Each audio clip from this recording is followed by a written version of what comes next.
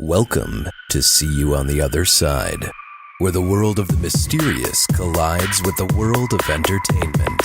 A discussion of art, music, movies, spirituality, the weird, and self-discovery. And now, your hosts, musicians and entertainers who have their own weakness for the weird, Mike and Wendy from the band Sunspot.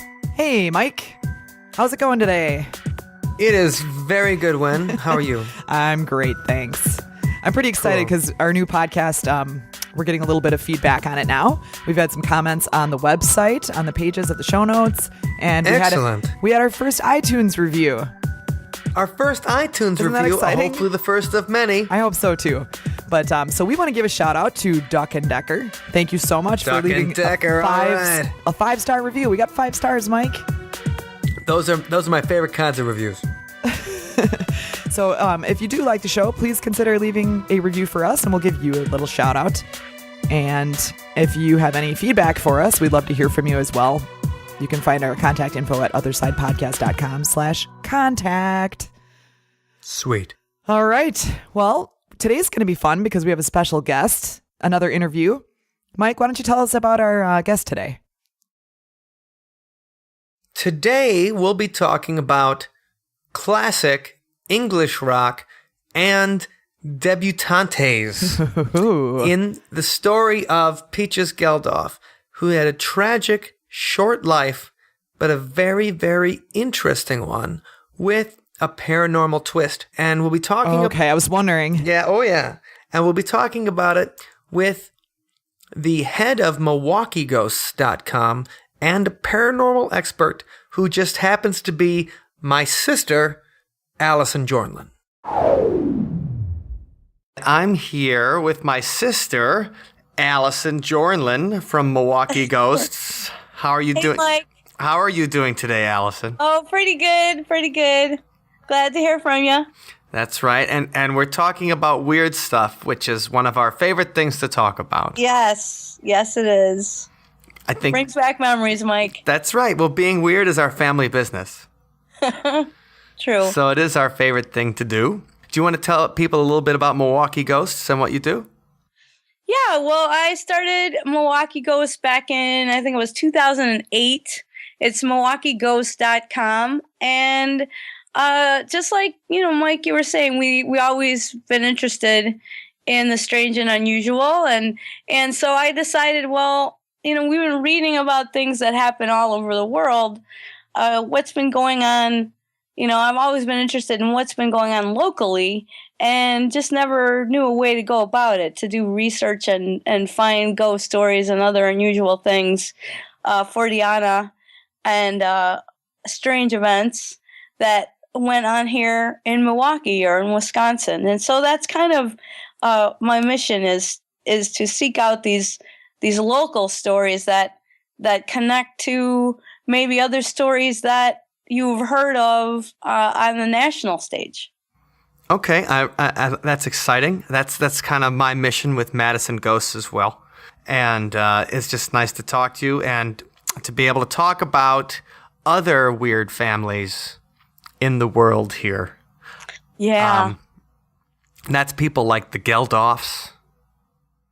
Yeah, unfortunately, not as lucky as we are. I mean, you would think to look at them. I mean, they have fame, they have fortune, but they also have just tremendous tragedy, which we don't have fame and fortune, but thankfully we also Don't have heroin and don't have these tremendous tragedies that have unfolded over the years. So the Geldofs, an unlucky family, but definitely an interesting one, especially when it comes to the weird stuff. Let's hear about it. Well, the most recent news from this weekend, actually, is that Bob Geldof is re-recording the Band-Aid song, Do They Know It's Christmas?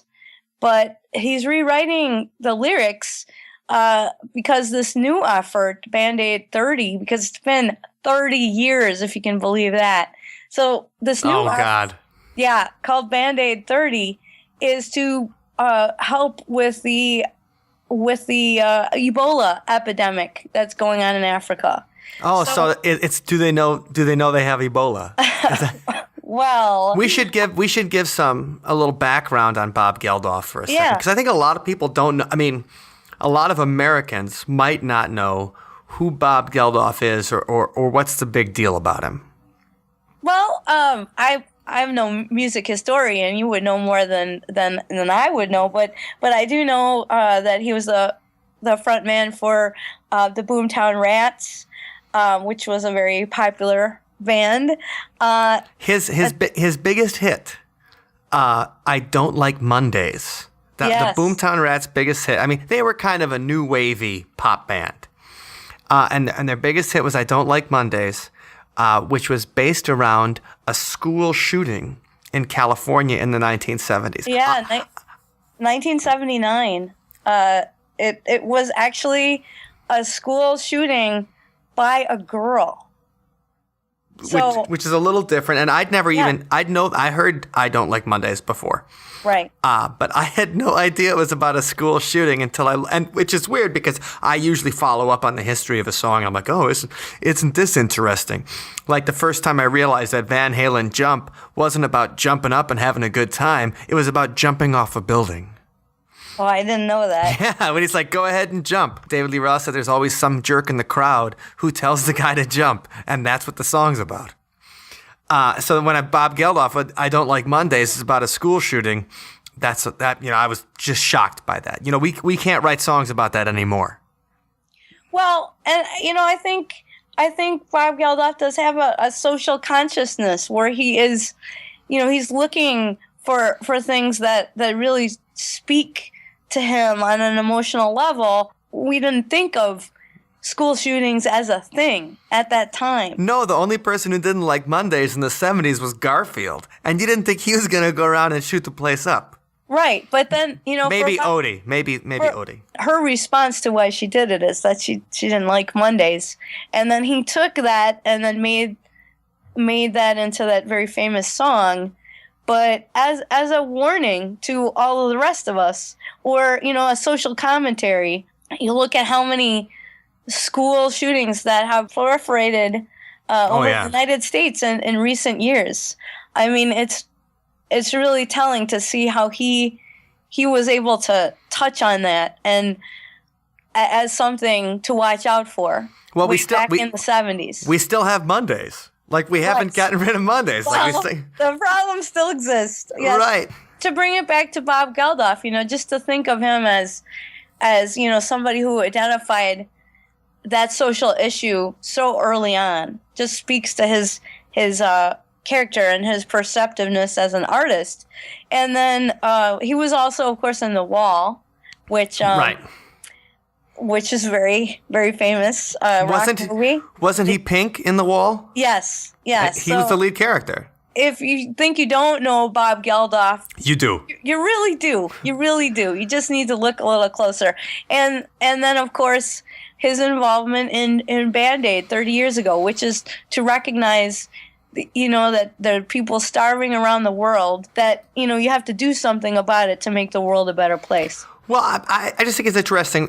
Bob Geldof, when we talk about the national conversation, through his art and through his charities and stuff, he is really contributing to the international conversation when it comes with these different kind of events he's put on and the things that he's created with Live Aid, with, by doing song. He definitely has a social consciousness.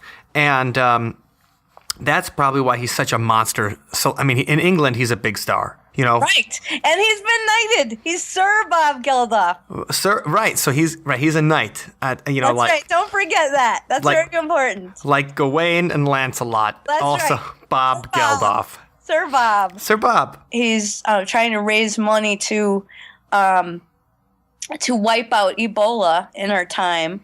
And so he's gathered like One Direction, for example. That's one of the artists of the groups participating, and also Chris Martin is involved. Just lots of different people. Bono. Well, Chris Martin has to do something to cheer himself up after his conscious uncoupling from Gwyneth. Oh. So he's like, oh, I should probably do this thing with Bob because I'm sad. That's right. But anyway, so and again, he's watching the news because this I'm looking at the Daily Mail. You got to take that with a grain of salt. Right, the Daily Mail. That's where I get all of my news. Well, you don't want to get all your news from that, but it's interesting. They have in here some of the specific lyrics about the rewriting of the song. Sure, like the blood coming out of your eyes and stuff like that. Well, I don't know if that's in there. I just think it's wonderful that he has enough money that he doesn't really need to do anything for the rest of his life. He could just veg out and watch TV. You could say that he could sit behind a wall. Yes, you could also say that. So, yeah, Bob does a lot of nice things, and Live Aid is great, and he's doing it again to help with Ebola. We'll put that in the show notes in case you'd like to buy a copy and you'd like to help out as well. But we really want to talk today about his daughter, Peaches.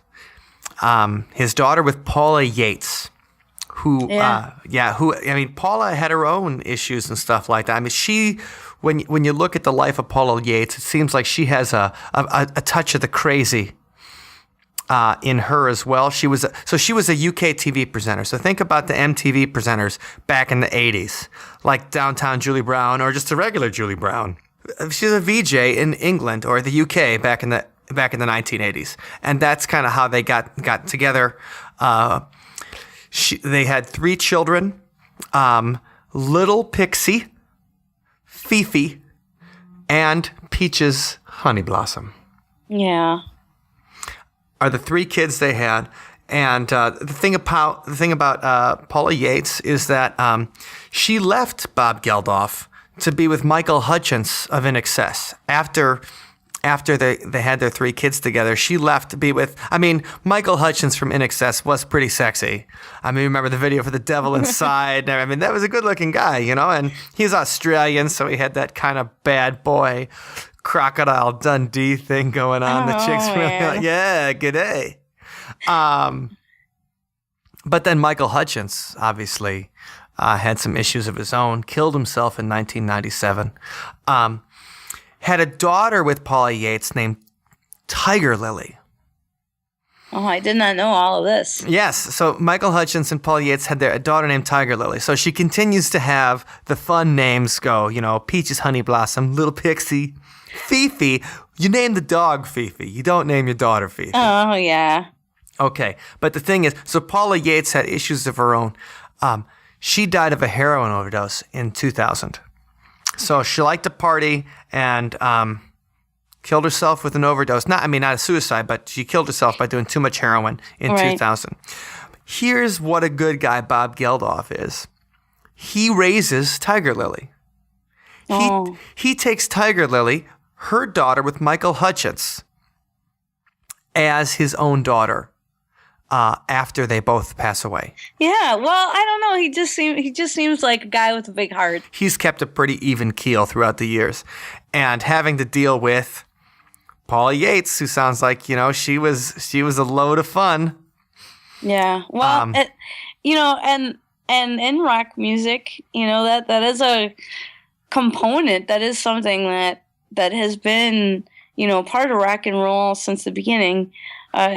Is drugs, and it's just sad that along with all these great creations that these artists come up with, that they always mostly seem dogged by problems with addictions, with controlled substances. Well, absolutely. That was the origin of the phrase "cool," was jazz musicians talking to each other about whether they smoked marijuana or not. That was the thing. Are you cool? Are you done? So every time the Fonzie talks about something's cool, he's really telling kids to smoke dope.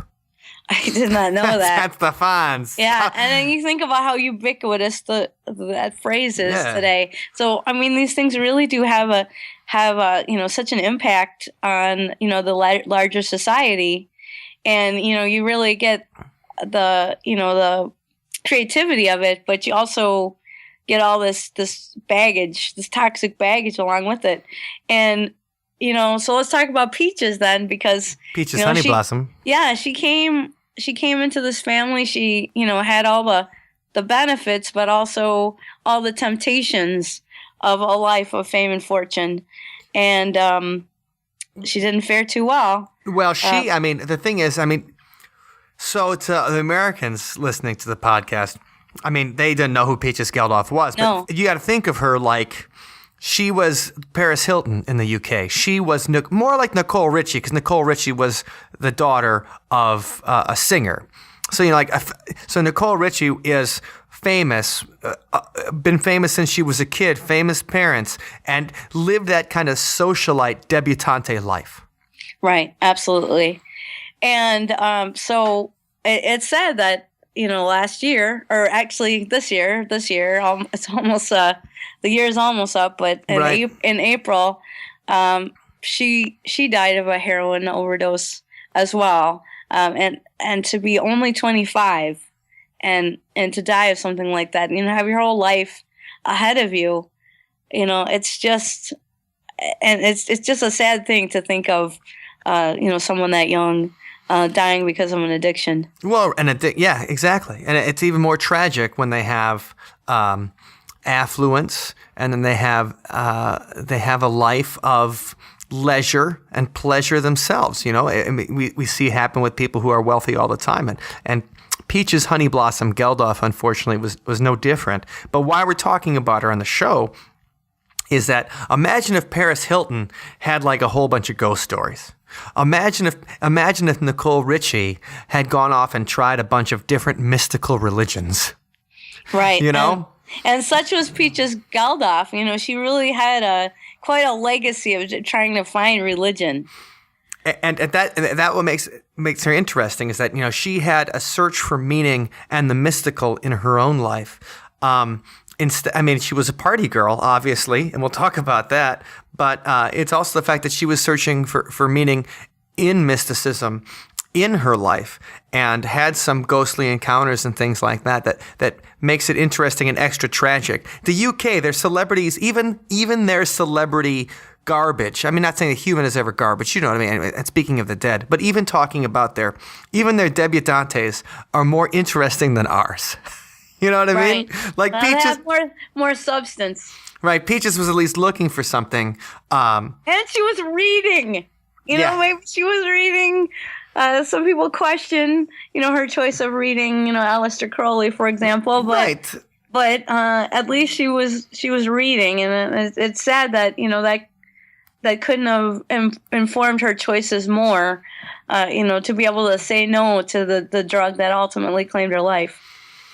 Well, right, and she was tried to be an artist in her own right. She was working on a debut album in 2010. Everybody's got, everybody has an album, because all you got to do is talk or sing a little bit, and then a DJ can put something behind it. So she had, she was trying to be an artist. She dated the director of Hostel. I didn't know that. Eli Roth. Yeah, she dated the director of Hostel, and he's also the Bear Jew from Inglourious Bastards. So he acted something in with Brad Pitt as well. She was hanging out with the celebrity scene. Probably the most humiliating thing that happened to her was she had a heroin-fueled one-night stand, and the guy talked about it on Reddit. Oh, man. So, had a picture of her in his bed and stuff like that, and he talked, and he's like, and then he put it up on Reddit, to try to get his own little fame about it. And that was, very sad, pathetic kind of thing. But then she became a Scientologist after she met with Katie Holmes. Yeah, which is kind of has an interesting connection to, where we're going with this discussion. But yeah, so Scientology tried that, which, is of interest just because of, the biofeedback element. If you take away all the thetans and all the crazier elements of Scientology, the idea of being able to monitor your brain activity and try to control your emotions, that just seems like a good idea. The only problem is, when you get that with Scientology, you also, get this. You also get jumping on couches, Tom Cruise. Yes, well, jumping on couches, I don't have a problem with that, but I do have a problem with this legacy of control, which they seem to exert over their followers and even their followers' children. Well, I mean, like any church, they have their skeletons in the closet. Yeah, they have their thetans in the closet. Yes. I should say, but quite a lot. I think a lot of people, and I rip and make fun of Scientology just like anybody else does. But I've read Dianetics. So I think if people read Dianetics, the book by L. Ron Hubbard, we should say, the book, founder of Scientology, and Dianetics is like the first book of Scientology. And when you read it, Dianetics doesn't seem crazy at all. Dianetics is really an interesting, well-thought, put-together book about making changes in your life. And I can see why a lot of people who struggle with addiction and stuff like that are interested in Scientology, because Dianetics kind of finds a way for that. It talks about, defeating and making changes in your life, and it does it in a way that doesn't have the 12-step process, So it talks about making positive changes in a non-religious way, so far, right? And in a common sense kind of way. So I can see why people are attracted to Dianetics, and that can lead them further and further to get closer to the operating thetan level that we all aspire to. Oh yeah. It's only $100,000, and you too can be an operating thetan. Yeah, could you explain a thetan, Mike? Well, a thetan is your soul, basically. It's the Scientologist version of the soul. And so we are trying to get towards that. I think of it like, I almost think of it in Rogers' psychology. And so there was a certain branch of psychology that talks about, your idealized self and your actual self. And the incongruence between those two things is what makes you feel anxiety, what's upsetting you in your life. Oh, cognitive dissonance. Yes, thank you. I was looking for that, but it's been a while since I thought, went into the realms of psychology, into the realms of psychology in my mind. But so that kind of Rogers philosophy, and that's kind of what the thetans are. Except you get that through different Scientology, you get different Scientological rituals and discussion, like you're talking about the biofeedback and things like that. And you get further and further into Scientology, you get closer to that idealized self, your operating thetan. Ah, I see. But doesn't this have to do something with aliens as well? Yeah. Or am I just kind of getting that mixed up with Battlefield Earth? No. L. Ron Hubbard's other famous work that became an infamous film. Yes, and no, the thing is there's also the whole idea that our souls are all from another planet and they're all trapped inside this volcano, and that's what you get at the highest level of Scientology is you get the sci-fi treatment. We're trapped inside a volcano? Yeah, I mean, we'll be discussing Scientology all right, later. We'll get into it. Get into that more later. That's a good one. But there is a whole sci-fi aspect to it too. And which I guess when you talk about theologians debating angels dancing on the head of a pin, or people talking about the war in heaven that happened untold eons ago between Lucifer and God. Right. What's set different than Xenu and his operating army of thetans? Yes, that any are inside. Religious mythology could be viewed in that same light. Right. So, Except, Joseph Smith lived 150 years ago, and L. Ron Hubbard was alive, in our parents' lifetime and in our part of our lifetime. And the people who worked on the books of the Bible and the Old Testament weren't. I mean, that's the big difference. So that's why I say, we make fun of Scientologists, but like religion can get you closer to a spirituality and can help you out. Scientology can do the same thing. And I think that Peaches Geldof was looking for that. Right. To find some meaning, as you were saying, and to maybe use what she finds to make herself a better person. And once she got over all of the once she got a lot of her partying out of her system, she did get married, and then then converted to Judaism. She married a singer named Thomas Cohen, who sang in a band called Scum. Yes, very inspirational. SCUM. Scum. So then she tried out Judaism. And Judaism has its own kind of mysticism. And that's been popular in Hollywood too. Remember, Madonna went to the Kabbalah Center? Right. Kabbalah. Yeah, that's You gave me a book on the Kabbalah, didn't you? Oh, I did? Oh, maybe. You did give me a book on the Kabbalah. So she got involved in all this kind of mysticism. And then eventually, last year, she got involved in the OTO. What's that about, Allison? Yeah, so that's the Order Templi Orientis, or the Order of Oriental Templars. And this is an organization that started in Germany, but was soon brought to the UK by none other than Uncle Al.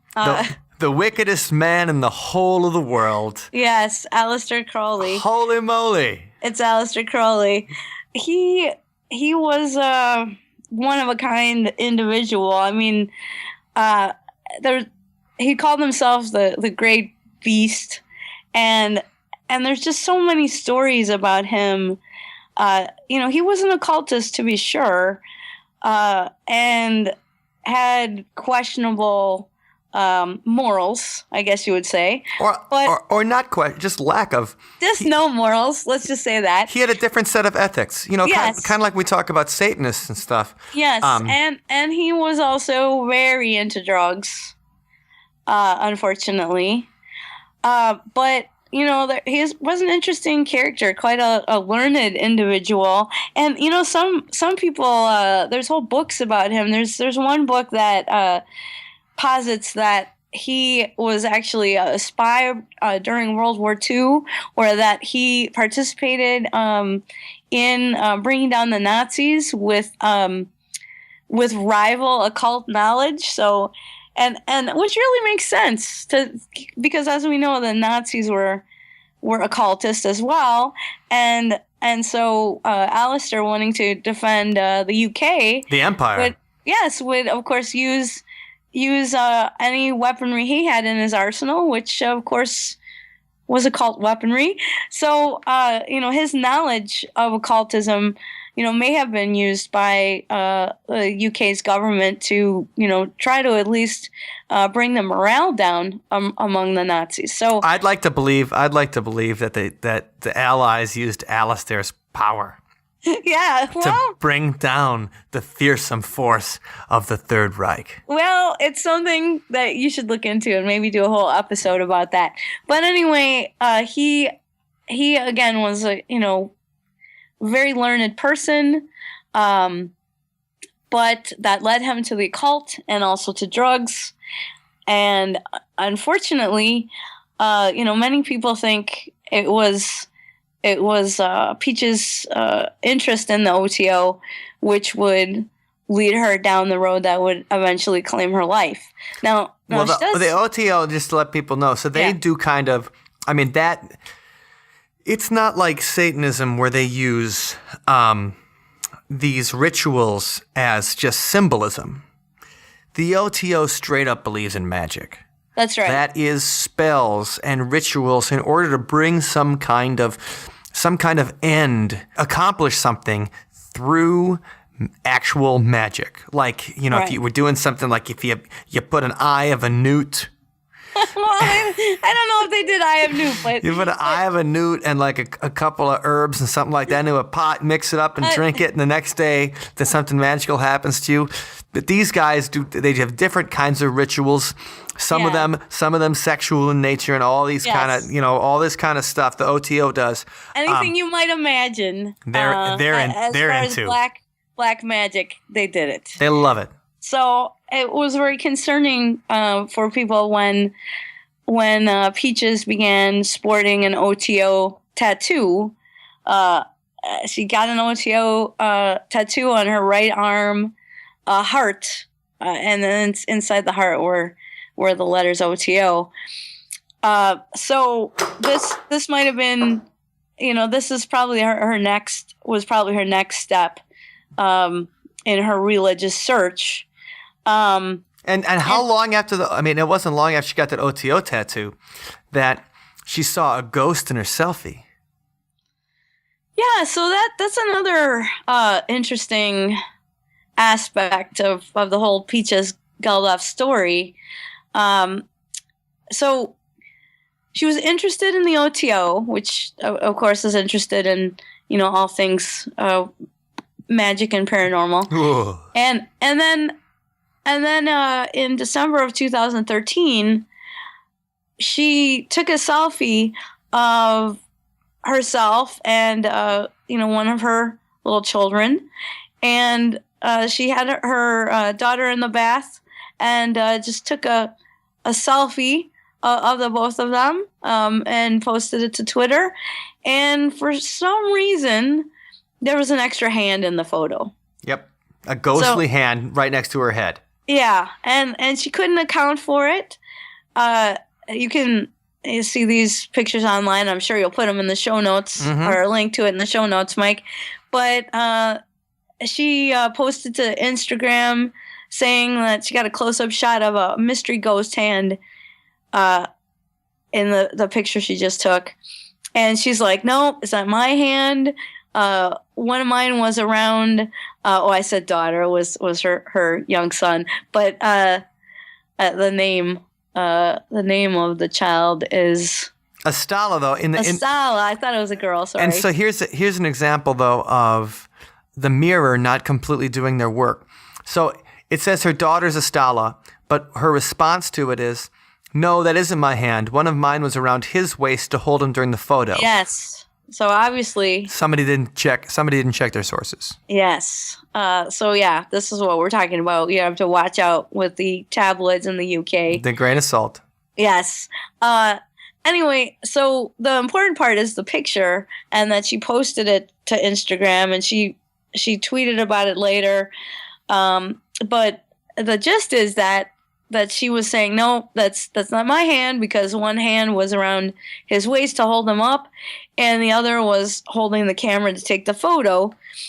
And she was quite alarmed by that. And it's not his hand either. You can tell, where his shoulder is. Right. If that's his hand, then there's something wrong with that baby. Yeah, that can't be his hand either. He doesn't know it's Christmas. Yeah. Because you see his shoulder right there, and his other hand wouldn't go all the way around the back of his head. No way. That'd be too weird. That would be really weird. But anyway, so we don't know whose hand that is. And then, she was quite frightened by that, and left the door open to just let some light in, because she was afraid that the ghost might come back. But then she said she was literally pooping herself. She did say that in her actual. She's like in the Instagram thing, and she hashtags it haunted #ghost. Right. So she's like, I am pooping myself. #haunted #ghost. So she's still on the phone. Anyway, she said that she did some historical research and found that there had been a wealthy man and his wife that had owned the building in the 1920s. And she became pregnant, this woman, and unfortunately she gave birth to a stillborn baby, and just, of course, couldn't get over that, and ended up drowning herself in the bathtub. So definitely Peaches thought that was a connection, that was the hand of this mother, just wanting to maybe touch the baby, wanting to be a mother again. She said maybe she's making her presence known because she loves having the babies around. I hope so. She said that on her social media. Yeah. And maybe 'cause she was getting into the OTO at the time, and she even carried around Aleister Crowley's book, The Diary of a Drug Fiend. And she would she was taking Instagram pictures of his books while she was traveling, and maybe the ghost reached out to her because she was closer to the dark side there by messing and becoming part of the OTO and getting really into it. Well, it's just so sad to think of the title of that book, The Diary of a Drug Fiend, and then how she had been clean for a while, and then in April of this year, had gotten back into heroin, even with the kids in the house, and then that's what eventually would claim her life.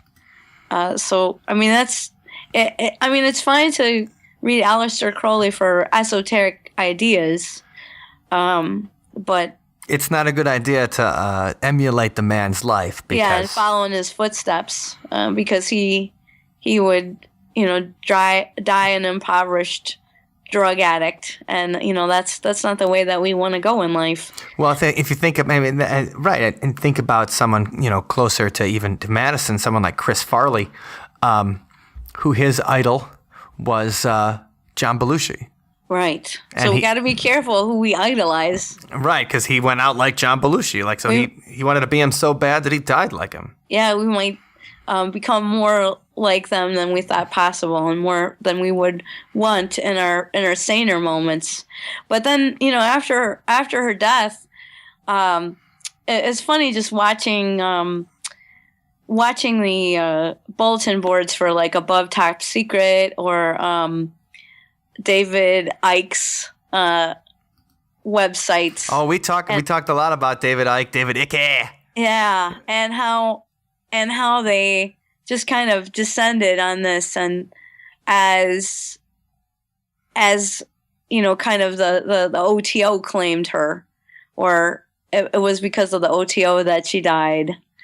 And it's just, so we have just the people on the fringe on a couple of different sides of it. The idea that, she was somehow an Illuminati princess, and, she got too close to the flame, or that the OTO killed her. That was also something that online people were talking about quite a lot. So, I mean, these things don't seem to have a basis in reality in my mind, but it's quite interesting to see people's reaction. Well, her final interview, she did have a premonition that she would die like her mother. Oh. So she did talk about that. She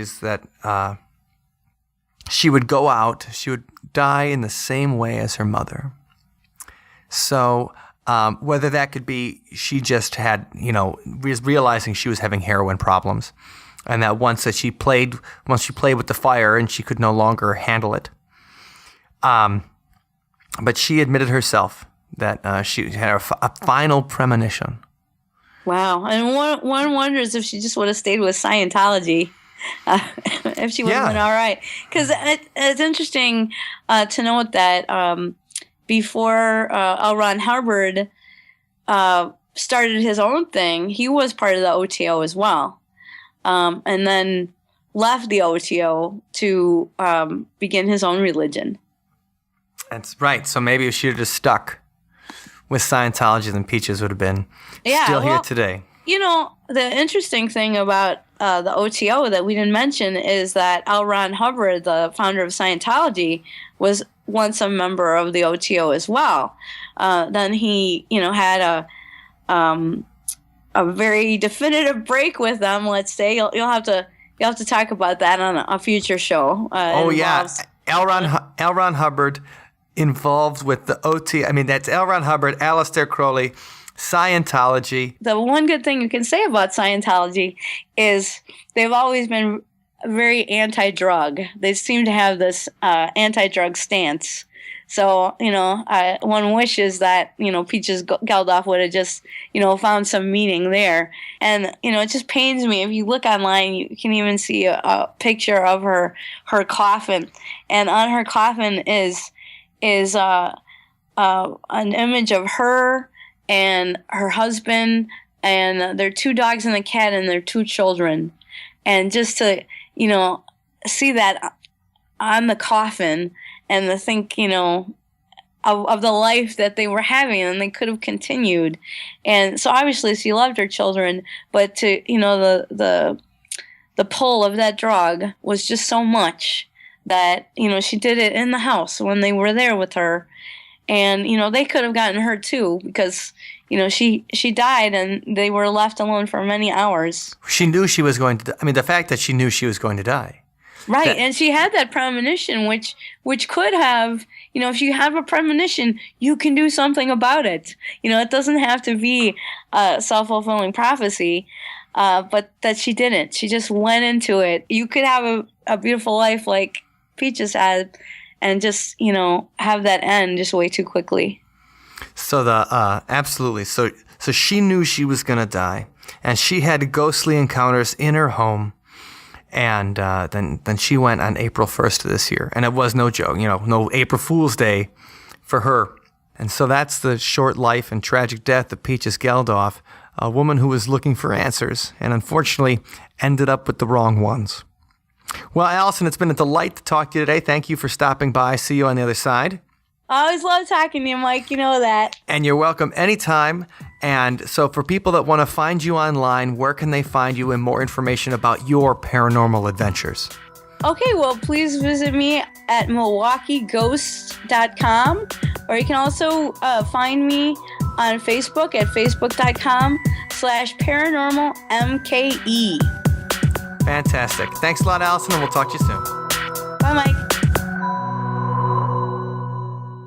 Well, that was great. And if you're interested in the link to Allison's website and a little more information about what Mike and Allison talked about today, it's on othersidepodcast.com/8, where we'll also have the lyrics in an MP3 for today's song, which, Mike, can you tell us about it? You bet. Well, this is just a song dedicated to people like Peaches, dedicated to like people, Kim Kardashian or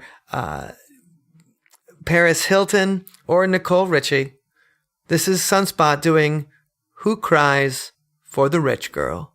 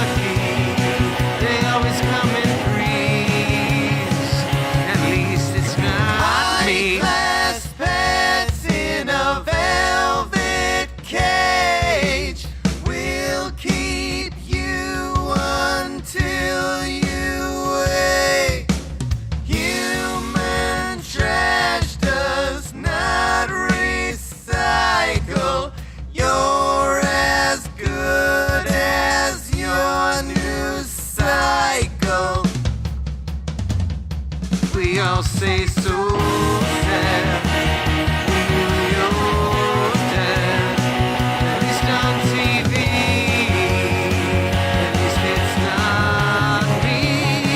Oh, what a waste. There never was another way.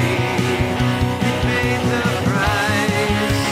We could sacrifice the cost of being lucky. They always